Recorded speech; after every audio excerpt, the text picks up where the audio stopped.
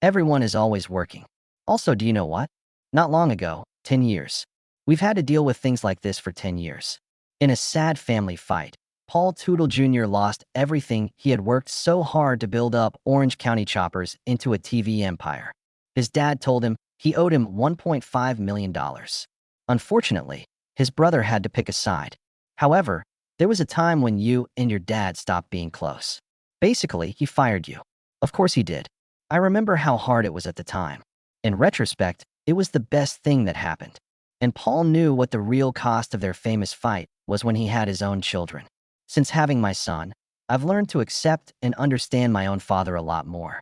The famous American motorcycle builder tells the sad truth behind the cameras today, along with the reason he hasn't eaten Thanksgiving dinner with his father in 15 years. In the 1980s, most kids were engaged in playing Nintendo, riding bikes, or watching shows. Though Paul Teutul Jr. had a very different idea of what was fun. He worked in the hot and noisy Orange County Ironworks when he was only 12 years old.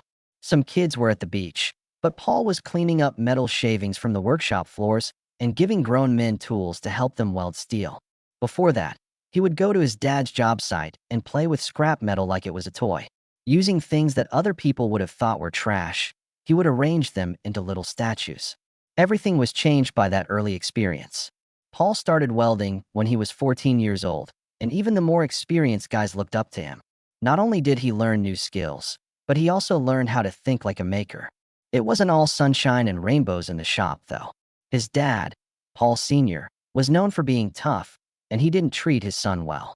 Often, he was tougher on him than on anyone else. Little mistakes were too big for Junior to cover up. During events, he would be scolded in front of everyone. Senior thought it would make him better, but some people thought it was unfair. Their attitudes grew more and more alienated over the years. The show also hurt my family a lot, in my opinion. Paul Sr. liked rough treatment and old-fashioned ways of doing things. Paul Jr. had a more artistic sense and liked things with straight lines and fine details. Junior rebuilt a railing one summer to make it stronger and look better. At first, his dad didn't like it, but a few days later, he gave his approval and used the design without saying a word. Those few seconds said it all. Respect existed deep down, but there was always a tug of war. Paul Jr. did something different while most of his peers were studying for math tests. He joined a training program that let him learn how to work with metals during the school day. Besides learning how to weld, he also learned how to read plans and find stress points in steel. He had a special talent, according to one of his teachers, because he could tell how metal wanted to move before he touched it. Junior practiced every cut and weld after class for hours until it felt easy. He was sure he could do well without a fancy degree. He only needed to get better at what he did. When he went back to his dad's shop after high school, he wasn't the kid who was sweeping floors. He was a skilled maker who could talk like a pro and show what he meant. When he was 19, Paul Jr. was in charge of the fence department at Orange County Ironworks. That's a sizable job. They brought in almost half of the company's money. Many people would think it was because of family ties, but Junior really earned it. He gave them more design choices and made the shop look more modern. People would pay more and wait longer just to get something he made because his designs were so famous. Besides that, he had to lead a group of workers who were a lot older than him. Some of them were heroes of war, and some were unsure at first. But as time went on, even the meanest ones came around and said he knew what he was doing. What do you think? You might want to use an Indian MO. He turned a metal shop into a place that people talked about. Receiving that level of respect is not simple. There was still something missing. Having spent years making stairs and railings, Junior felt confined. His goal was to make something living that could move. When he started drawing bicycles in an old notebook after a long day at work, it lit a spark. His dad also started riding bikes again around that time. It began formally. Senior requested Junior's help in making one. Strangely, Paul Sr. was shocked by what his son had drawn. It wasn't just about technology. Later, Senior told his son, "Let's build bikes for real. I don't do it for fun, I do it for money." It wasn't only about bikes. Much bigger problems needed to be fixed. The years that had passed between them. With about $175,000 saved from the family's ironworks business, they opened Orange County Choppers for business. Things weren't fair, though. Senior gave back 80%. Teenager got 20%. But it didn't matter yet. Their only possessions were a dream and a cold basement full of tools. But after just a few months, people started to notice the bikes they were making. After 4 long months, they finished their first one, True Blue. All night long welds, blue paint with white flames, and late nights. It looked like it came from a big-time builder, not a warehouse in upstate New York that was freezing. Amazing things happened when they brought it to Daytona in 1999. No longer were they unknown, but it wasn't easy for them to be successful. They were making bikes in a small, cold garage in 2000. Unfortunately, tools broke, dealers wanted payment in advance, and money ran out quickly.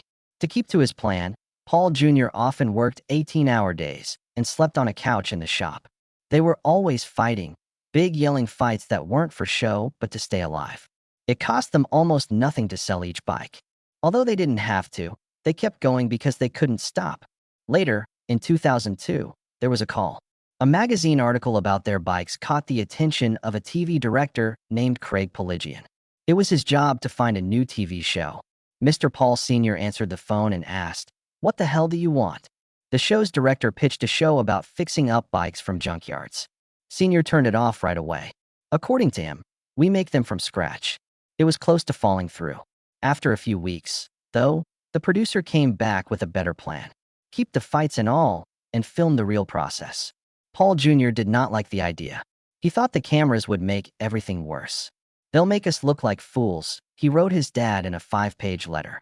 The deal made fun of people. $5,000 per show, a lot of camera retakes, and lights that were so bright they made their welding fail. There was a time when the show's makers wanted to call it family friction. Paul Jr. almost quit, but they had to sign for the money. Nobody knew what would happen after the March 31st, 2003, launch of American Chopper. It went off in just 3 shows. Each week, more than 3 million people watched. All of a sudden, they weren't just making bikes anymore.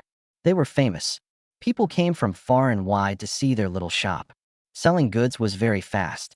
It sold $13 million in that first season, just for Discovery Channel. In order to keep up, the Teutul's had to move into a huge $12 million building. People were initially interested in Paul Sr. because of his short temper, though Paul Jr. was the one who kept an eye on them. The fans didn't care about the trouble. They loved seeing him grow. Jr.'s plans were like magic. They were quiet, focused, and exact. One scene of him building a gas tank with no words or music was one of the most watched videos ever. A lot more people signed up for welding schools across America. This effect was known as the Pauly effect. The Black Widow, a new bike, changed everything. There was more to it than a bike. It was something said.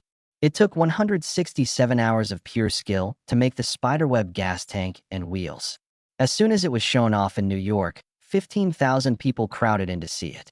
The crowd had to be pushed back by police. As time went on, they sold everything from model kits to clothes to video games. 18,000 model kits were bought in just 6 months. Beyond a store, it turned OCC into a brand. Although Paul Jr. finished making the Fire bike in June 2003, it was not just another chopper. His career took a big turn at that point. He wasn't just building a bike. He was making something to honor the firemen who died on September 11th. That meant that each part of the bike had to have a meaningful purpose. An actual piece of steel was one of the most eye-catching features. After the World Trade Center fell apart, not Paul, but someone else took care of that. He joined it himself with welds. The rough metal piece was connected to a diamond plate bracket that he made especially for this bike.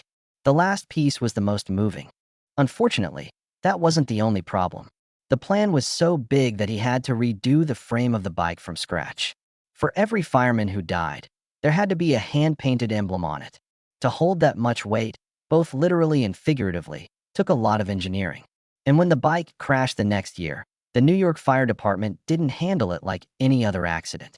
They went out of their way to help, carefully picking up the broken bike like it was a fallen friend. That's how much it indicated. It still stays in OCC's museum. There have been more than 248 events with it. Still, people go there, cry, and leave personal notes and honors next to it. Many years later, Paul Jr. would think about the hurt and power of 9/11 again when he worked on a second tribute bike. When this one was first shown on January 20th, 2011, it got a huge response. Visitors were not limited to bikes. It brought people together, like Michael Bloomberg, the mayor of New York, and the head of the 9/11 Memorial. A member of the memorial's board, Daniel R. Tishman, asked Paul to make something that people would remember. He also brought not one but two bikes. One of them stayed as a gift. The other was given away as a giveaway to help the memorials fund. The 9/11 Museum got all the money that was raised, whether it was in person or online. On that day, many people cried when the bike's cover came off. Families, tourists, and grown men. Everybody felt the emotional weight of what that machine stood for. It was the style that spoke for itself. People who couldn't be there heard about it through the Huffington Post, which wrote a full article about it. He had flashy paint and chrome, but what was really amazing was his technical mind. Paul Jr. didn't just make bikes that looked good. He quietly brought a method that changed the game to the world of motorcycles in 2012. He started using a tool called T-spline modeling, which made it easy to make shapes that were smooth and curved. What took over 40 hours, only 15 hours later. That method was very important when he used Autodesk to build an electric bike.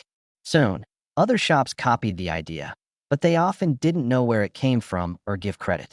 Then Paul did something in 2015 that even his team found shocking. He found a way to make motorbike frames stronger and lighter at the same time. It changed how they built customs in a big way. He didn't simply stop there. He learned to write G-code on his own. G-code is a computer language for CNC machines. Before, he was just the person who had planned the bike. He was now able to also handle the machines.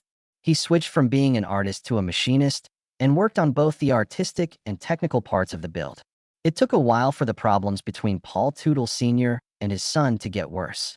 In 2007, it began in silence.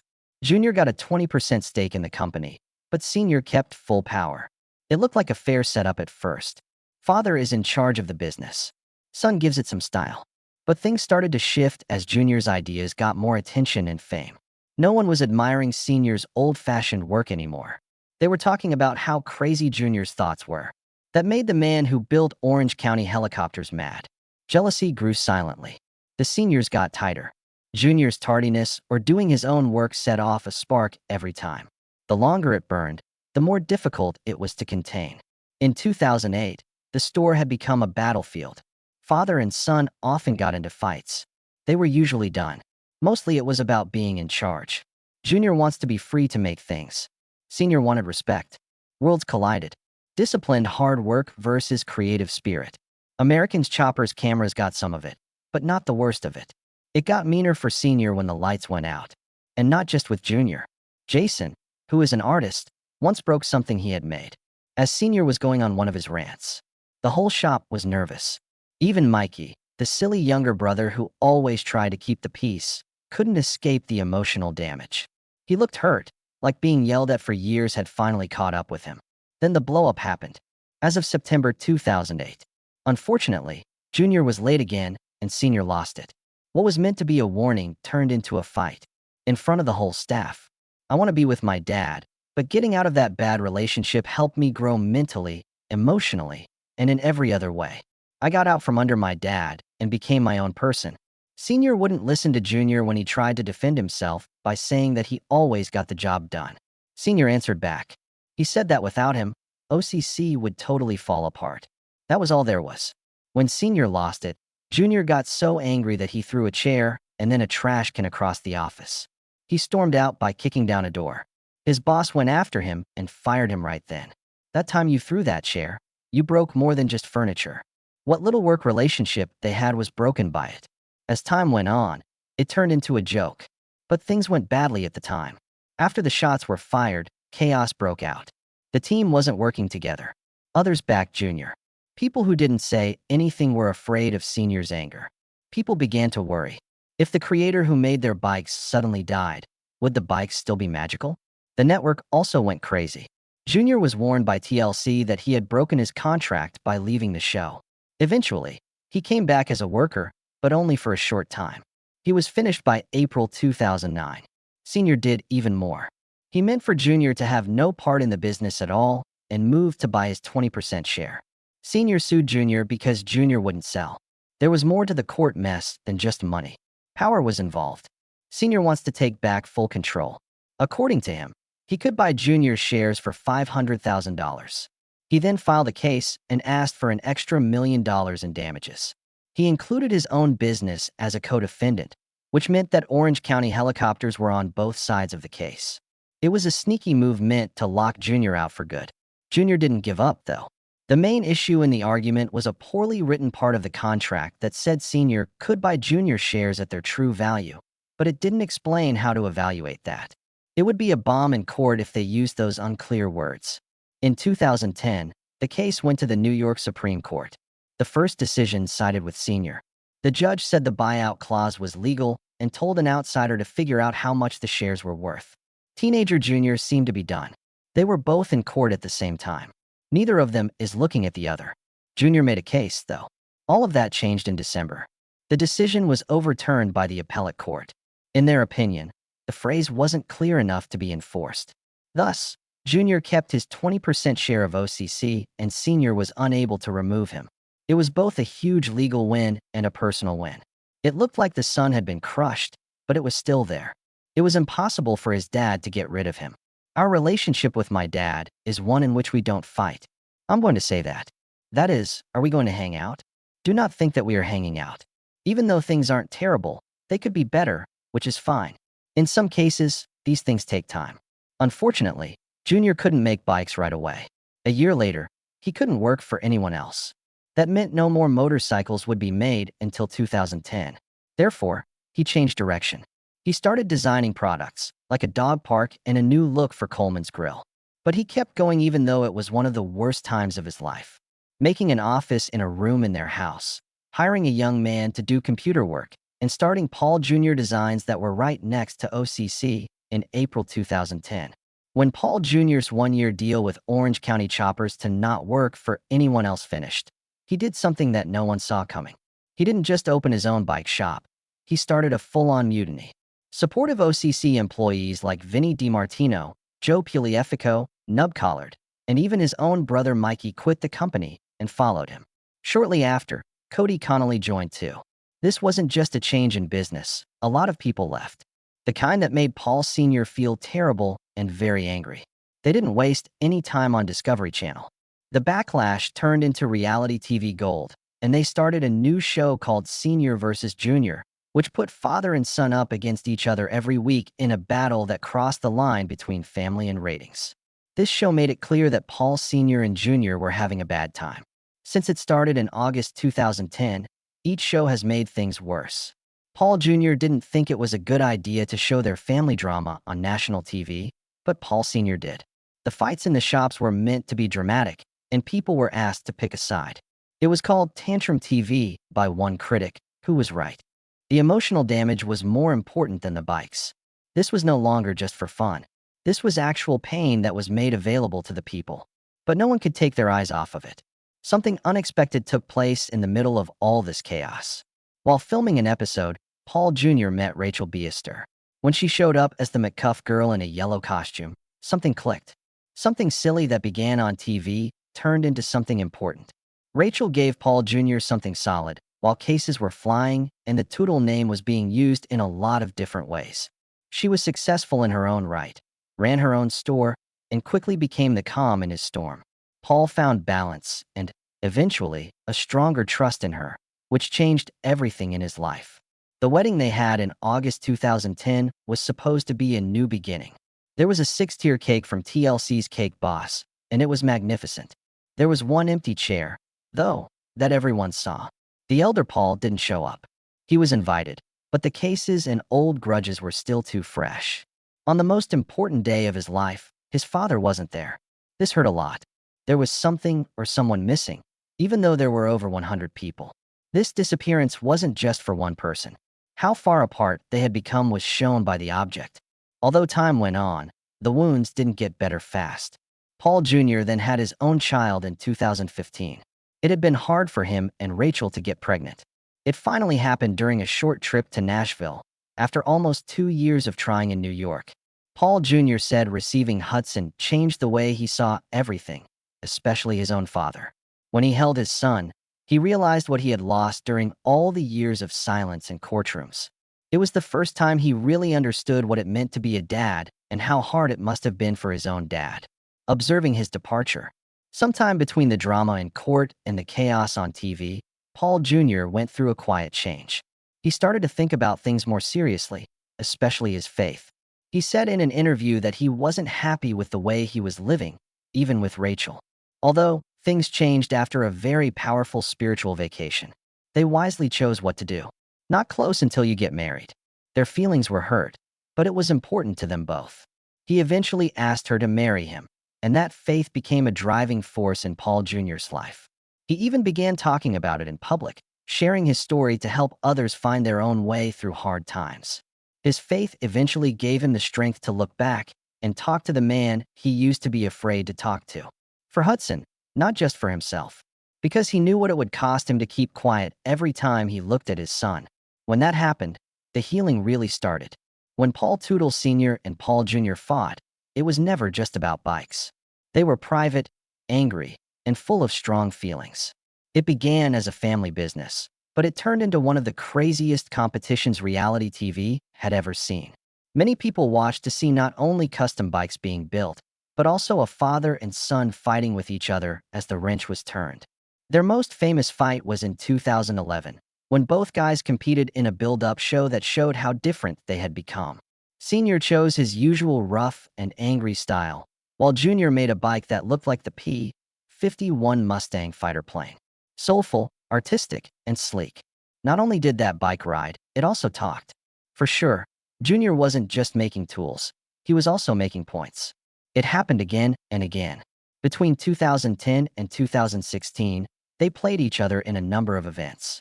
But Paul Jr. won 5 of the 7 meetings, showing that he wasn't just a kid working for his dad. He was a force in himself. Before starting his own business, Junior didn't work for Orange County Choppers. He made a huge business. A 1-year ban from working for someone else made most people think he'd go away. He changed direction and worked with Coleman to make a grill. This helped his business stay open during a tough market. Another deal came about because of that one. He started selling things, making dog toys, and even building a dog park for the public. It was better than his dad's by 2012, though. More money came in from his clothing business. A lot of big business ads used his bikes. He worked for big companies like Blizzard and Paramount. He was making more than just bikes now. He designed clothes for some of the biggest names in show business and made a lot of money doing it. However, even the hottest fights can end. Helen Teutul, Paul Jr.'s grandmother and Paul Sr.'s mother, died in December 2011. It was one of the most emotional times the show had ever shown. It was Junior's turn to call his dad. Their first conversation in almost 2 years.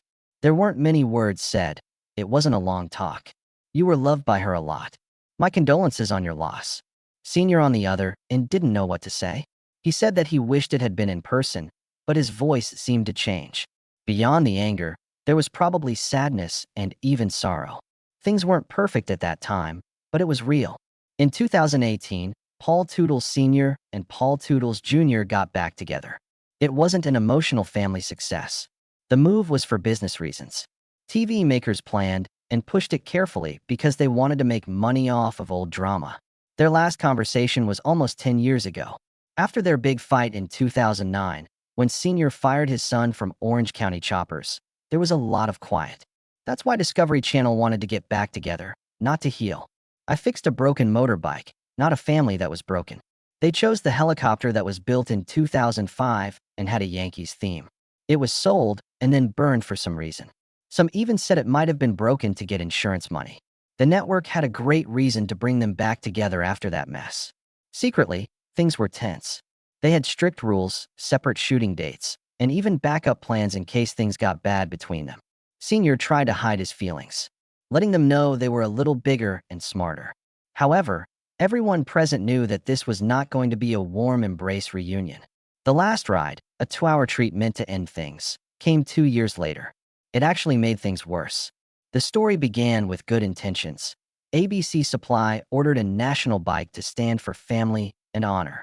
That being said, nothing seemed to have changed from the first day. Senior ignored his son's ideas, just like he used to. Members of the crew could feel the stress, and in the background, the old OCC shop was being torn down. They were strong for a short time. Later, Junior said that the only time he felt good was when he worked quietly next to his dad. They weren't looking at cameras. They were just building like they did before. It didn't happen very often, though. He told her straight out that he hadn't wanted to do it when the bike was done. He told me it didn't be good for our relationship. Fans were really angry. People began using hashtags like Respect Paul Jr. to call out Senior's rude behavior.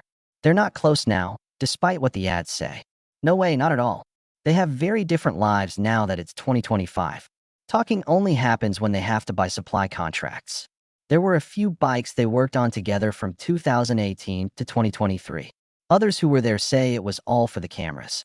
In a recent show, Junior said that he and his dad haven't eaten together at Christmas in over 15 years. No matter how long it had been since his son was born, the businesses they run are also split. Orange County Choppers is still run by Senior. Junior grew Paul Jr. Designs into a $14 million brand with clothing lines and license agreements. It looks like both guys agree that working together hurt their relationship, and they don't want to go back to that. They're in the same spotlight now, but not in the same world. The time has come for Junior to talk. He said in February 2025 that a new book called Given the Opportunity would be out in October. But this won't be a beautifully finished story that would work on TV. People who know say it will be raw and completely honest. It will probably show a lot of things that were left out of American Chopper, like a fight in 2008 that almost got physical. This is his second book.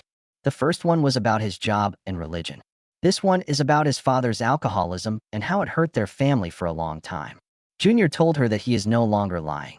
He thinks that sharing it might help other people who have been through similar family problems.